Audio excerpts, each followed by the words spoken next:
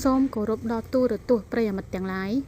ខាងឃ្លាំងសូមបញ្ជាក់ថាថ្ងៃចូលឆ្នាំនេះគឺមិនមានការឈប់នោះទេបើសិនជាខាងបងនៅតែកំងខាងឃ្លាំងនៅតែបញ្ចេញជូនតាមធម្មតាតាមតែភ្ញៀវគាត់នៅតែកំងព្រោះចូលឆ្នាំគឺលក់ដាច់ពួកគាត់ធ្វើការយកវ៉ាន់ថ្មីផ្សេងដើម្បីយកទៅដាក់លក់បន្តគ្នាអញ្ចឹងណាអញ្ចឹងកុំឲ្យអូសរំលងហួសយូរបានទាំង discount ច្រើនហើយបានទាំងវ៉ាន់ស្អាតលក់ហើយបានទាំងលក់ចំរដូវកាលដែលភ្ញៀវកំពុងបុកទិញច្រើនទៀតអញ្ចឹងសម្រាប់បងត្រូវការលក់ជាប្រភេទសម្លៀកបំពាក់គ្រប់មុខបូករួមជាមួយនឹងការប្រម៉ូសិនមួយឆ្នាំមានតែម្ដងនៅក្នុងឃ្លាំងណានីសាដែលមានការបញ្ចុះតម្លៃច្រើនបំផុតជូនបងអាចធ្វើការតាក់ទងមកខាងឃ្លាំងបងអូនបានមកមើលដល់ទីតាំងផ្ទាល់ហ្មងក៏បានដែរតោះមកមើលសម្រស់ពីគីបតុក្កតាដែលទើបតែចូលស្តុបម្សិលមិញណាមកបងជួយ follow page ម្នាក់មួយសម្រាប់គីបតុក្កតានេះដែរខ្ញុំធ្វើការចោះតម្លៃជូនបង 60000 ហ្មងបើគិតជាដុល្លារ $15ណាក្នុងមួយគីបចោះឲ្យ 15ហ្មង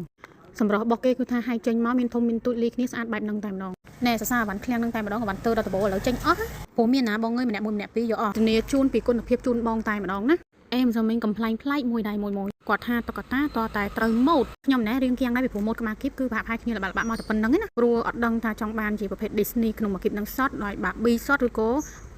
ប្រភេទ anime សតខ្ញុំក៏អត់ដឹងតែបើនិយាយចំគឺខាងក្បាលគីបគឺលាយចម្រោះបែបហ្នឹងចឹងជូនបងដឹងតែចេញគ្រប់ខេត្តភ្ញៀវយកទៅលក់សូម្បីតែរដូវកាលគ្រីស្មាស់ក៏បានមិនគ្រីស្មាស់ក៏បានចូលឆ្នាំក៏បានគាត់លក់ឡាយក៏បានលក់ធម្មតាក៏បានលក់តូបក៏បានយកចូលមកគ្រប់រដូវកាលគឺមិនដែលដាច់ស្តុកហើយក៏បញ្ចេញជូនភ្ញៀវអស់ដូចគ្នា